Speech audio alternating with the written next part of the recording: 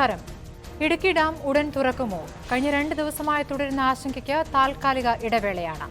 ജലനിരപ്പ് പെട്ടെന്നുയർന്നാൽ മാത്രം trial run മതിയെന്ന മന്ത്രി മാത്യു ടി തോമസിന്റെ പ്രഖ്യാപനം ഇടുക്കി വാസികൾക്കും ആലുവ നിവാസികൾക്കും ആശ്വാസമായിരിക്കുന്നു. ജലനിരപ്പിന്റെ പ്രതിദിന വർധന അരയടി മാത്രമെന്നത് ഭയം ഒട്ടൊന്നു കുറച്ചിട്ടുണ്ട്. വൈദ്യുതോൽപാദനം കൂട്ടി സാഹചര്യം ഒഴിവാക്കുമെന്ന് KSEBയും വ്യക്തമാക്കുന്നു. 2397 അടിയിലേക്ക് വെള്ളമുയർന്നാൽ മാത്രമേ ഡാം തുറക്കേണ്ടി വരൂ. പക്ഷേ അടുത്ത 5 ദിവസം സംസ്ഥാനം ഒട്ടാകെ മഴ കനക്കുമെന്ന കാലാവസ്ഥാ നിരീക്ഷണ കേന്ദ്രത്തിന്റെ മുന്നറിയിപ്പും നമുക്ക് മുന്നിലുണ്ട്. രാഷ്ട്രീയ നേതൃത്വങ്ങളും സർക്കാർ സംവിധാനങ്ങളും എണ്ണയിട്ട യന്ത്രം പോലെ പ്രവർത്തിച്ച് മുൻകരുതൽ നടപടികൾ എടുക്കുന്നതിനെ അഭിനന്ദിക്കുന്നു. പക്ഷേ കാലാവസ്ഥാ വ്യതിയാനമുണ്ടാക്കുന്ന മാറ്റം അടുത്ത വർഷമാകുമ്പോഴേക്കും എങ്ങനെയൊക്കെ പ്രതിഫലിക്കാം എന്ന മുന്നറിയിപ്പും ഈ മഴ നൽകുന്നില്ലേ? കയ്യേറ്റങ്ങളും അനധികൃത നിർമ്മാണങ്ങളും ഈ സാഹചര്യങ്ങൾക്ക് എത്രത്തോളം കാരണമായിട്ടുണ്ട് എന്നതും പരിശോധിക്കേണ്ടതല്ലേ? സൂപ്പർ പ്രൈം ടൈം ഇന്ന് ചോദിക്കുന്ന ഒറ്റ ചോദ്യം ഇതാണ്: ഇടുക്കിയെ ഭയക്കണം? MLA-മാരായ ശ്രീ P.T. തോമസ്, റോഷി അഗസ്റ്റിൻ, CPM നേതാവ് CV വർഗീസ്, പരിസ്ഥിതി പ്രവർത്തകൻ ഹരീഷ് വാസുദേവൻ എന്നിവർ ചർച്ചയിൽ. ഡാം സുരക്ഷാ commission chairman justice CN Ramendran നായരെ ടെലിഫോണിലും പ്രതീക്ഷിക്കുന്നു.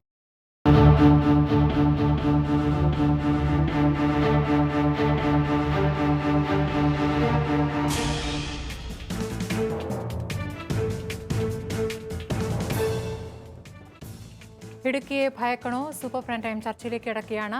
ആദ്യം Shri P.T. Thomas MLA, Idukki dam ഉടനെ തുറക്കേണ്ടി വരും എന്നുള്ള ആശങ്കയായിരുന്നു കഴിഞ്ഞ ഏതാനും മണിക്കൂറുകളായി. പക്ഷേ ഇപ്പോൾ ട്രയൽ റൺ വേണ്ടി വരില്ല എന്നാണ് മന്ത്രി മാത്യു ടി തോമസ് അറിയിച്ചിരിക്കുന്നത്. കാരണം ഇപ്പോൾ ഈ പ്രതിദിന വർധന തന്നെ അരയടി മാത്രമാണ്. അപ്പോൾ വളരെ വേഗത്തിൽ ജലം ഉയരുന്നുണ്ടെങ്കിൽ മാത്രമേ തുറക്കേണ്ട ഒരു സാഹചര്യം ഉണ്ടാകുന്നുള്ളൂ. ആ സാഹചര്യം ഒഴിഞ്ഞിരിക്കുന്നു എന്നാണ് ഇപ്പോൾ മന്ത്രിയും പറയുന്നത്.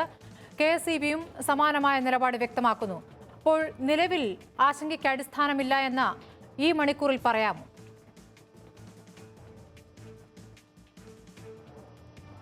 1981-ലും 92-ലും ഇതിനു മുമ്പ് 2 തവണ ഡാം തുറന്നുവിട്ട അവസരത്തിൽ 81-ൽ 2402 അടി ആയതിനു ശേഷമാണ് തുറന്നുവിട്ടത്. എന്നാൽ 91-ൽ തുറന്നുവിട്ടപ്പോൾ 92-ൽ തുറന്നുവിട്ടപ്പോൾ 2401 അടി ആയപ്പോഴാണ് തുറന്നുവിട്ടത്. അപ്പോൾ അങ്ങനെ നോക്കുമ്പോൾ ഏകദേശം 7 അടി വെള്ളം കൂടി വന്നാലേ 81-ലെയും 92-ലെയും സാഹചര്യം അതിനനുസരിച്ച് ജലനിരപ്പ് ഉയരുകയുള്ളൂ. വേണമെങ്കിൽ അതിനേക്കാൾ 2 അടി കൂടി വെള്ളം സംഭരിക്കാൻ കഴിയുമെന്നാണ് ഇലക്ട്രിസിറ്റി ബോർഡ് പറയുന്നത്. യഥാർത്ഥത്തിൽ ഇവിടെ പ്രചരിപ്പിക്കപ്പെടുന്നത് പോലുള്ള വലിയൊരു ആശങ്കയ്ക്ക് കാര്യമുണ്ട് എന്ന് വിശ്വസിക്കാത്ത ഒരാളാണ് ഞാൻ. തീർച്ചയായും പഴയ പെരിയാർ, ഇപ്പോൾ ജലമൊഴുക്കില്ലാതെ കിടക്കുന്ന പെരിയാറിൻ്റെ തീരങ്ങളിൽ ധാരാളം കൃഷി ഉണ്ടായി വന്നിട്ടുണ്ട്. അതെല്ലാം തന്നാണ്ട് കൃഷികളാണ്. ആ കർഷകരെ സംബന്ധിച്ച് വലിയ നഷ്ടം അവർക്കുണ്ടാകും എന്നതൊരു വസ്തുതയാണെങ്കിലും ഈ ചെറുതോണി ഡാം അല്ലെങ്കിൽ ഇടുക്കി ഡാം മുതൽ ഇടുക്കി ജില്ലയുടെ അതിർത്തിയായ കരിമണൽ വരെയുള്ള ഏകദേശം 400ഓളം വീടുകളും കെട്ടിടങ്ങളും അടക്കം 400ഓളം കെട്ടിടങ്ങൾക്കാണ് ഇടുക്കി ജില്ലാ ഭരണകൂടം നോട്ടീസ് കൊടുത്തിരിക്കുന്നത്. അപകട മേഖലയുമായി ബന്ധപ്പെട്ട് നോട്ടീസ് കൊടുത്തിരിക്കുന്നത്. അവിടെ ഒക്കെ തന്നെയാണെങ്കിലും ഇപ്പോൾ താൽക്കാലികമായി തുറന്നുവിടുന്ന വെള്ളത്തിൻ്റെ അടിസ്ഥാനത്തിൽ അതെല്ലാം തകർന്നു പോകും, മൂടിപ്പോകും എന്ന ആശങ്കയ്ക്ക് കാര്യമുണ്ട് എന്ന് തോന്നുന്നില്ല. പിന്നീടുള്ള കാര്യം അതിന് താഴെ ലോവർ പെരിയാർ ഡാമും അതിന് താഴെയായി ഭൂതത്താൻ കെട്ടുമാണ്. ഭൂതത്താൻ കെട്ടിലേക്ക് എടമലയാറിലെ വെള്ളം കൂടി വരികയും ഭൂതത്താൻ കെട്ടിലെ 13 ഷട്ടറുകൾ ഇപ്പോൾ തന്നെ തുറന്നാണ് ഇരിക്കുന്നത്. അതിനുശേഷം നേരെ കാലടി പെരുമ്പാവൂർ വഴി ആലുവ മേഖലയിലേക്ക് വെള്ളം എത്തിച്ചേരുകയാണ്. അങ്ങനെ വരുമ്പോൾ ആലുവ കളമശ്ശേരി മേഖലയിലുണ്ടാകുന്ന താഴ്ന്ന പ്രദേശങ്ങളുള്ള കുറേ വീടുകളിലൊക്കെ വെള്ളം കയറാനുള്ള സാധ്യതയാണ് ഉള്ളത്. ഏതായാലും ഇപ്പോൾ മഴ ഇടുക്കി ഭാഗത്ത് കുറഞ്ഞതായിട്ടാണ് അറിയാൻ കഴിഞ്ഞത്. മാത്രവുമല്ല, കാച്ച്മെൻ്റ് ഏരിയയിൽ മഴ പെയ്താൽ പോലും 12 മുതൽ 24 മണിക്കൂർ കൊണ്ട് മാത്രമേ ഡാമിൽ വെള്ളം വന്ന് നിറയൂ എന്നൊരു സാഹചര്യമുണ്ട്. ഇങ്ങനെയൊക്കെ വെച്ച് നോക്കുമ്പോൾ ഭയപ്പെടേണ്ട ഒരു സാഹചര്യം ഇപ്പോൾ ഉണ്ട് എന്ന് വിചാരിക്കുന്നില്ല. മാത്രവുമല്ല, മൂലമറ്റം പവർ ഹൗസിലൂടെ അവിടെയുള്ള 6 ജനറേറ്ററുകളിൽ 5 ജനറേറ്ററുകൾ ഇപ്പോൾ പ്രവർത്തിക്കുന്നുണ്ട്. ഒരു ജനറേറ്റർ കേടാണ്. ആ കേടായ ജനറേറ്റർ പ്രവർത്തിക്കുകയായിരുന്നുവെങ്കിൽ 18 മില്യൺ യൂണിറ്റ് ഉൽപ്പാദിപ്പിക്കാൻ കഴിയുമായിരുന്ന സാഹചര്യം ഉണ്ടായിരുന്നു. ഇപ്പോൾ ഏകദേശം 14.5 മില്യൺ യൂണിറ്റ് അവിടെ ഉൽപ്പാദിപ്പിക്കുന്നുണ്ട് എന്നാണ് ഞാൻ മനസ്സിലാക്കുന്നത്. ഈ സാഹചര്യമൊക്കെ വെച്ച് നോക്കുമ്പോൾ ഇപ്പോൾ ഒരു അപകടത്തിൻ്റെ സ്ഥിതിയിലാണ് എന്ന് പറയാൻ കഴിയില്ല. ഇതാണ് എനിക്ക് തോന്നുന്നൊരു കാര്യം.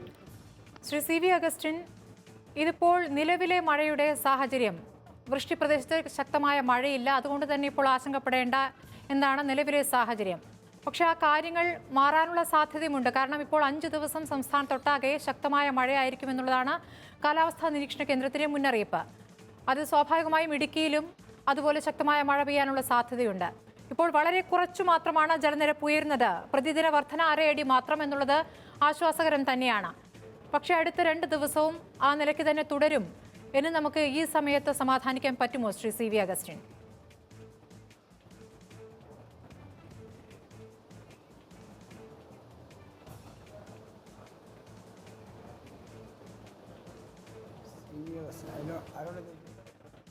ക്ഷമിക്കണം ശ്രീ C വർഗീസ്.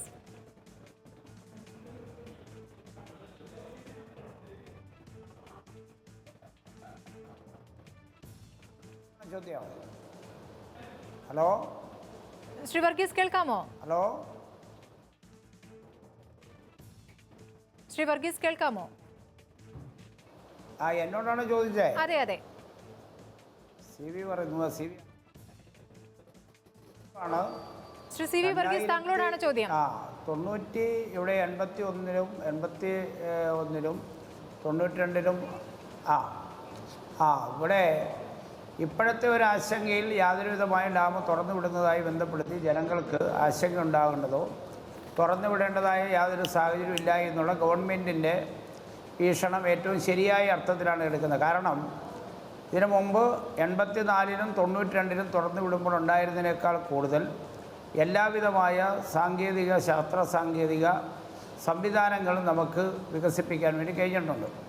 2, മുഖ്യമന്ത്രിയുടെ സാന്നിധ്യത്തിൽ തിരുവനന്തപുരത്ത് ഉന്നതതല യോഗം ചേർന്ന് ഡാമിൻ്റെ സ്ഥിതിഗതികളെ സംബന്ധിച്ച് നല്ലതുപോലുള്ള പഠനം നടത്തുകയും നിഗമനത്തിലെത്തുകയും ചേർന്നിട്ടുണ്ട്. വൈദ്യുതി വകുപ്പ് മന്ത്രി ഇവിടെ ജില്ലയിലെ ജില്ലാ ഭരണകൂടത്തിൽ രാഷ്ട്രീയ പാർട്ടി പ്രതിനിധികളെയും ജനപ്രതിനിധികളെയും യോഗം വിളിച്ച് വിദഗ്ധന്മാരുമായി ചർച്ച ചെയ്ത് എല്ലാവിധമായ സ്ഥിതിഗതികളെ സംബന്ധിച്ചുള്ള പരിശോധനയും വിലയിരുത്തലും നടത്തിയിട്ടുണ്ട്. ഇന്ന് ബഹുമാനപ്പെട്ട മാത്യു ടി തോമസ് ജലവകുപ്പ് മന്ത്രി ഇവിടെ വന്ന് ഇത് സംബന്ധിച്ച് ഉന്നത ഉദ്യോഗസ്ഥന്മാരുമായി സാങ്കേതികമായി എല്ലാവരുമായി തന്നെ ചർച്ച നടത്തി ഒരു സേവനം സംബന്ധിച്ച് മനസ്സിലാക്കിയിട്ടുണ്ട്.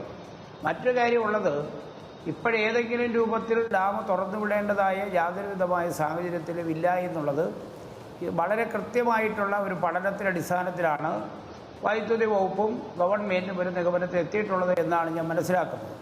മറ്റൊരു കാര്യവുമുള്ളത്, ഇപ്പോൾ 2008-ൽ ഇതേ രൂപത്തിലുള്ള വെള്ളം നിറഞ്ഞു വരുന്ന സന്ദർഭത്തിൽ 2401 അടി ഉയർന്നു നിൽക്കുന്ന സന്ദർഭത്തിലും അന്ന് വൈദ്യുതി മന്ത്രിയായിരുന്ന ബഹുമാനപ്പെട്ട AK ബാലൻ സ്ഥലം സന്ദർശിക്കുകയും അന്ന് വിദഗ്ധന്മാരുമായി ചർച്ച ചെയ്യുന്ന സന്ദർഭത്തിൽ തുറന്നു വിടേണ്ടതായ സാഹചര്യം ഉണ്ടായിരുന്നില്ല എന്ന് പറഞ്ഞിട്ടുണ്ട്. എന്നാൽ ഒരു ഗവൺമെൻറ്റിനെ സംബന്ധിച്ചിടത്തോളം സാങ്കേതിക തടസ്സം, അദ്ദേഹത്തിലേക്ക് വരാം. ഹരീഷ് വാസുദേവനിലേക്ക്. ശ്രീ ഹരീഷ് വാസുദേവൻ, നിലവിലെ സാഹചര്യം ആശങ്കപ്പെടേണ്ടതല്ല എന്ന് തന്നെയാണ് വ്യക്തമാക്കുന്നത്. ഇപ്പോൾ ശ്രീ PT തോമസ് ആയാലും CV വർഗീസ് ആയാലും അതേ അഭിപ്രായം തന്നെ പറയുന്നു. 2397 അടിയിലേക്ക് ജലനിരപ്പ് ഉയർന്നാൽ മാത്രം ട്രയൽ റൺ നടത്തുമെന്നാണ് മന്ത്രിയും അറിയിച്ചിട്ടുള്ളത്. അതിൻ്റെ ഒരു സാഹചര്യം വരില്ല എന്ന് തന്നെ ഈ ഘട്ടത്തിൽ നമുക്ക് കരുതിക്കൂടെ? തീർച്ചയായിട്ടും അങ്ങനെ ഒരു ആശങ്ക ഈ ഘട്ടത്തിൽ എന്തായാലും അസ്ഥാനത്താണ് എന്നാണ് മുമ്പുള്ള സംഭവങ്ങളും തെളിയിക്കുന്നത്. ഒപ്പം ഡാം സേഫ്റ്റിയുമായി ബന്ധപ്പെടുത്തി പരിശോധനകൾ നടന്നിട്ടുണ്ട്. ഡാമിൻ്റെ സുരക്ഷയ്ക്ക് യാതൊരു ഭീഷണിയുമില്ല, അത് ക്യാരിയിങ് കപ്പാസിറ്റിക്ക് യാതൊരു കുറവും സംഭവിച്ചിട്ടില്ല. സ്വാഭാവികമായിട്ടും ഇപ്പോഴുള്ള ആശങ്ക എന്ന് പറയുന്നത് അതിന് താഴേക്ക് വെള്ളം വരുന്ന പ്രദേശങ്ങളിൽ കഴിഞ്ഞ 10-20 വർഷക്കാലം കൊണ്ട് ഉണ്ടായിട്ടുള്ള നിർമ്മാണങ്ങളും ആ വെള്ളം കയറിക്കിടക്കാൻ സാധ്യതയുള്ള പ്രദേശങ്ങളിലെ ആളുകളുടെ ആശങ്കയാണ്. അവർക്ക് ഇപ്പോൾ തന്നെ ഓരോ വീടുകളിലും റവന്യൂ ഉദ്യോഗസ്ഥർ പോയി ഇതിനെ സംബന്ധിക്കുന്ന ആശങ്ക അറിയിച്ചിട്ടുണ്ട്. അവരോട് കരുതൽ എടുക്കാനുള്ള സംഗതികൾ പറഞ്ഞിട്ടുണ്ട്. അത് കൂടാതെ തന്നെ അവർ വെള്ളം ക്രമാതീതമായി വർദ്ധിക്കുകയാണെങ്കിൽ എടുക്കേണ്ട മുൻകരുതലുകളെ സംബന്ധിച്ച് അവരെ മാറ്റിപ്പാർപ്പിക്കാനുള്ള സംവിധാനങ്ങൾ ഉണ്ടാക്കിയിട്ടുണ്ട്. ഇപ്പോൾ തന്നെ ഭൂതത്താൻകെട്ട അണക്കെട്ട് ഉൾപ്പെടെ പൂർണ്ണമായി തുറന്നിരിക്കുന്ന സാഹചര്യത്തിൽ ഇതിൻ്റെ ഇമ്പാക്റ്റ് ഒരുപക്ഷെ വരാൻ സാധ്യതയുള്ളത് ഒന്ന്, ചെറുതോണി മുതൽ ഇങ്ങോട്ട് താഴേക്കുള്ള കാച്ച്മെൻറ്റ് ഏരിയയിൽ ഈ നേരത്തെ സൂചിപ്പിച്ചതുപോലെയുള്ള പുതിയ കുടിയേറ്റ മേഖലയിൽ ഉണ്ടാകാൻ സാധ്യതയുള്ളതുപോലെ ആലുവ കഴിഞ്ഞിട്ടുള്ള പ്രദേശങ്ങളിൽ താഴ്ന്ന പ്രദേശങ്ങളിലേക്ക് ഇത് സ്കാറ്റേഡ് ആയിട്ട്, ഇത്രയും വെള്ളം താഴെ വരെ വരുന്നത് സ്കാറ്റേഡ് ആയിട്ട് വരാൻ സാധ്യതയുള്ളതുകൊണ്ട് ആ പ്രദേശം കുറച്ച് ജാഗരൂകരായിട്ട് ഇരിക്കേണ്ട സാഹചര്യമുണ്ട്. അവിടെയും എനിക്ക് തോന്നുന്നു കൃത്യമായ നിർദ്ദേശം വില്ലേജ് ഓഫീസർമാർ വീട് വീടാന്തരം എത്തിച്ചിട്ടുണ്ട്. ഡിസാസ്റ്റർ മാനേജ്മെൻറ്റ് അതോറിറ്റി, ഇപ്പം നേരത്തെ പറഞ്ഞ പോലെ ടെക്നോളജി വളരെ ഇമ്പ്രൂവ്ഡ് ആയ സ്ഥിതിക്ക് ഡിസാസ്റ്റർ മാനേജ്മെൻറ്റ് അതോറിറ്റി തന്നെ അവരുടെ സൈറ്റിലൂടെയും അവരുടെ ഫേസ്ബുക്ക് പോസ്റ്റിലൂടെയും അതൊന്നുമില്ലാത്ത ആളുകൾക്ക് ഫോൺ മെസ്സേജിലൂടെയും ഒക്കെ അറിയിച്ചിട്ടുണ്ട്. അപ്പോൾ സ്വാഭാവികമായിട്ടും ഈ ഘട്ടത്തിലെങ്കിലും ഇത് തുറന്നു വിട്ടാൽ വലിയൊരു എന്തെങ്കിലും ദുരന്ത സാധ്യതയോ അല്ലെങ്കിൽ വെള്ളപ്പൊക്കം ഉണ്ടാവുമോ എന്ന ഒരു അസ്ഥാനത്താണ് ആ ഒരു ആശങ്ക ഈ ഘട്ടത്തിലെങ്കിലും എന്നാണ് എനിക്ക് തോന്നുന്നത്. എന്നാൽ നേരത്തെ സൂചിപ്പിച്ചതുപോലെ ഈ രീതിയിൽ മഴ കണ്ടിന്യൂസ് ആയിട്ട് നാളെയും മറ്റന്നാളും പെയ്യാൻ സാധ്യതയുണ്ടെന്നാണ് ഇപ്പോൾ നമുക്ക് കാലാവസ്ഥാ നിരീക്ഷണ കേന്ദ്രത്തിൽ നിന്നും ഇന്നും ലഭിക്കുന്ന സൂചന. നമുക്കറിയാം മിനിഞ്ഞാന്നും ഇന്നലെയും ഇടുക്കിയിൽ മഴ നിർത്താതെ പെയ്യുകയായിരുന്നു. അപ്പോൾ അവരുടെ ഇന്നലെയും മിനിഞ്ഞാന്നുമുള്ള പ്രഡിക്ഷൻസ് എല്ലാം ശരിയായിട്ട് വന്നിരിക്കുകയാണ്. അപ്പോൾ നാളെയും മറ്റന്നാളും ഈ മഴ തുടരുകയാണെങ്കിൽ, ഈ ഫ്ലോ ഇതേപോലെ തുടരുകയാണെങ്കിൽ തീർച്ചയായിട്ടും ഈ ഉയരുന്ന തോതിൽ വെള്ളം ഉയരാൻ സാധ്യതയുണ്ട്. ശ്രീ വർഗീസ്, ഇപ്പോൾ നിലവിലെ സാഹചര്യം ആശങ്കപ്പെടുത്തുന്ന സാഹചര്യമല്ല എന്ന് എല്ലാവരും അഭിപ്രായപ്പെടുകയാണ്. പക്ഷേ കാലാവസ്ഥാ നിരീക്ഷണ കേന്ദ്രത്തിന്റെ മുന്നറിയിപ്പും നമുക്ക് മുന്നിലുണ്ട്. ഈ ട്രയൽ റൺ ഇപ്പോൾ നടത്തേണ്ടതില്ല എന്ന് മന്ത്രിയും വ്യക്തമാക്കി പറയുമ്പോൾ അവിടുത്തെ വ്യാപാരികൾ ട്രയൽ റൺ വേണമെന്നൊരു അഭിപ്രായം മുന്നോട്ട് വയ്ക്കുന്നുണ്ട്. എങ്ങനെയൊക്കെയാണ് അവിടുത്തെ ഒരു ജനവികാരം?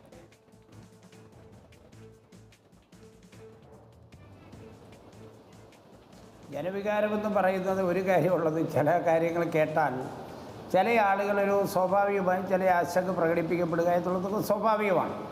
പക്ഷേ ഒരു കാര്യമാണ്, ഇതിന് 2 പ്രാവശ്യം തുറന്നു വിട്ടതിനേക്കാൾ ഉള്ള എല്ലാവിധമായ സംവിധാനവും ഉറപ്പുവരുത്തി. മറ്റൊരു കാര്യമുള്ളത്, 136 അടി വെള്ളത്തിൽ ഏകദേശം ക്രമീകരിച്ച് മുല്ലപ്പെരിയാർ ഡാമിന് വെള്ളം ഇപ്പോൾ ക്രമീകരിച്ച് നിലനിൽക്കുന്നു.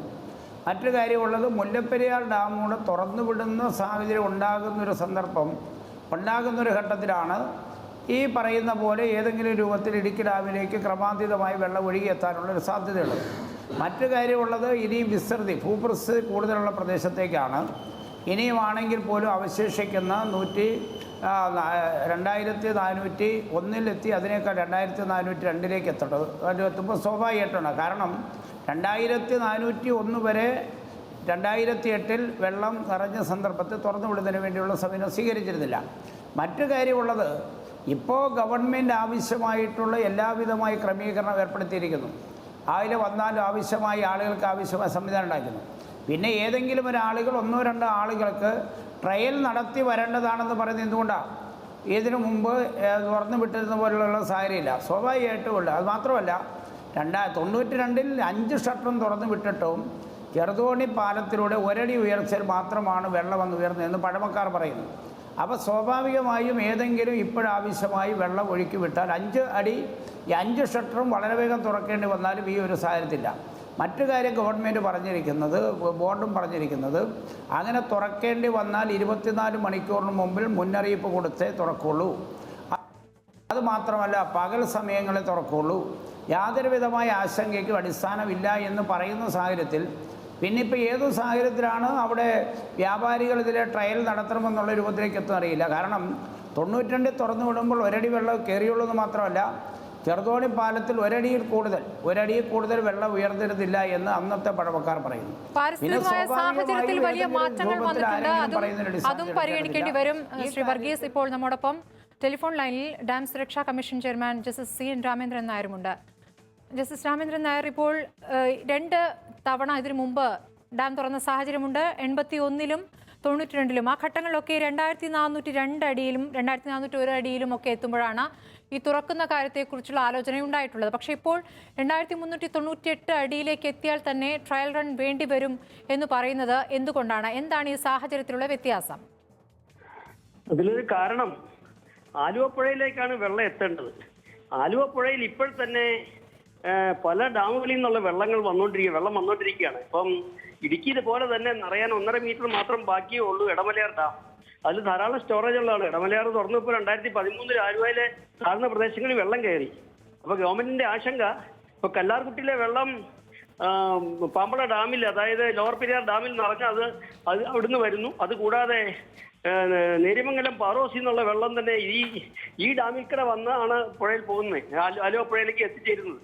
അപ്പൊ ഇതെല്ലാം കൂടെ കൂടി ഒരു പല സോഴ്സിൽ നിന്ന് വരുന്ന വെള്ളം ഒന്നിച്ചു വന്ന ഒരു സമയത്ത് ആലുവ വെള്ളം പൊങ്ങുന്ന ഒരു സ്ഥിതിവിശേഷം വരാണ്ടിരിക്കാനാണ് ഒരുപക്ഷെ ഗവൺമെന്റ് കുറച്ച് നേരത്തെ റെഗുലേറ്റഡ് ആയിട്ട് കൺട്രോൾഡ് ആയിട്ട് തുറന്നു വിട്ട് നിയന്ത്രിക്കാൻ സാധിക്കുന്ന ജലവിധാനം ആലുവയിലെ നിയന്ത്രിക്കാനുള്ളൊരു ശ്രമമാണ് ഗവൺമെന്റ് നടത്തുന്നത് അതിന്റെ മുമ്പിലുള്ളത് എന്നാണ് എൻ്റെ ധാരണ. കാര്യച്ചാൽ ഏതെങ്കിലും കാരണവശാൽ ഇടുക്കി മഴ പെയ്താൽ കിഴക്കൻ മലകളിലെല്ലാം മഴ ഒരുപോലെയാണ് പെയ്യുന്നത്. ഇടുക്കിക്ക് തന്നെ ഏകദേശം 600 സ്ക്വയർ കിലോമീറ്ററാണ് ഇടുക്കിയുടെ വൃഷ്ടിപ്രദേശം. അവിടെ എല്ലാം പെയ്യുന്ന വെള്ളം ഒഴുകി ഇടുക്കി ഡാമിലേക്കാണ് വരുന്നത്. ഓഫ്കോഴ്സ് നമുക്കറിയാം, ഒരു ഗ്ലാസിലെ പോലെയല്ല, ഒരു പാത്രത്തിലെ പോലെയല്ല. 66 സ്ക്വയർ കിലോമീറ്ററാണ് റിസർവയർ സൈസ്. അവിടെ വെള്ളം ഒരു ദിവസം, ഇന്നലെ തന്നെ നല്ല മഴ പെയ്തെങ്കിൽ പോലും അരയടി വെള്ളം, നീരൊഴുക്ക് കുറഞ്ഞതായിട്ടാണ്, അരയടി വെള്ളമാണ് ഒരു ദിവസം ഡാമിൽ ഉയരുന്നത്.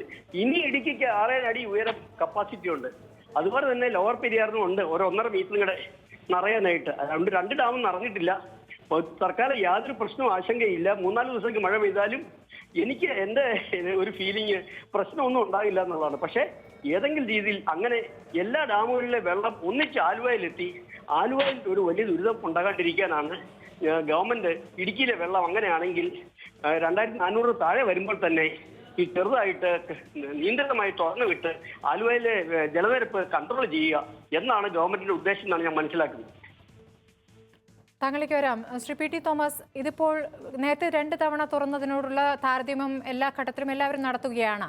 പക്ഷേ മുമ്പ് 2 തവണ തുറന്നപ്പോഴും അത് തുലാവർഷത്തിലായിരുന്നു. ഇതിപ്പോൾ കാലവർഷ സീസണിൽ ഈ 26 വർഷത്തിന് ശേഷം കാലവർഷ സീസണിൽ ഇങ്ങനെ തുറക്കേണ്ടി വരുന്ന സാഹചര്യം അത് ആദ്യം സംഭവിക്കുന്ന ഒരു സാഹചര്യമാണ്. മാത്രമല്ല ഭൂപ്രകൃതിയിലും നിർമ്മാണത്തിലും ഒക്കെ വലിയ വ്യത്യാസങ്ങൾ ഉണ്ടായിട്ടുണ്ട്. ജനവാസ കേന്ദ്രങ്ങൾ ഉണ്ടായിരിക്കുന്നു, നേരത്തെക്കാളും കൃഷിയിടങ്ങൾ, നേരത്തെക്കാൾ കെട്ടിടങ്ങൾ, വീടുകൾ ഒക്കെ കൂടിയിട്ടുണ്ട്. അതുകൊണ്ട് വലിയ രീതിയിലുള്ള ഒരു വ്യത്യാസം തന്നെ ഉണ്ടാകില്ല. അപ്പോൾ അങ്ങനെ ഒരു താരതമ്യം എത്രത്തോളം ശരിയാകും ശ്രീ പി ടി തോമസ്? ഇടുക്കി ഡാമിന് താഴെ മരിയാപുരം, വാഴത്തോപ്പ്, കഞ്ഞിക്കുഴി, വാത്തിക്കുടി, കൊന്നത്തടി പഞ്ചായത്തുകളിലൂടെയാണ്, അല്ലെങ്കിൽ അതിൻ്റെ സൈഡിലൂടെയാണ് ഈ പെരിയാർ ഒഴുകി നേര്യമംഗലത്തിന് താഴെ കരിമണൽ വരെ വരുന്നത്. അതിന് മുകളിൽ ലോവർ പെരിയാർ എന്ന് പറയുന്ന അണക്കെട്ടുമുണ്ട്. അപ്പോൾ ഈ കരിമണൽ വരെയുള്ള പ്രദേശമാണ് ഞാൻ നേരത്തെ ചൂണ്ടിക്കാണിച്ച 400ഓളം കെട്ടിടങ്ങളാണ് ഈ പുഴയുടെ സൈഡിലായി ഉണ്ട്, വീടുകളടക്കം ഉണ്ടെന്ന് കണക്കാക്കിയിരിക്കുന്നത്. അവർക്കൊക്കെ ഗവൺമെൻറ് നോട്ടീസ് കൊടുത്തു എന്നാണ് ഞാൻ മനസ്സിലാക്കുന്നത്. പിന്നീടുള്ള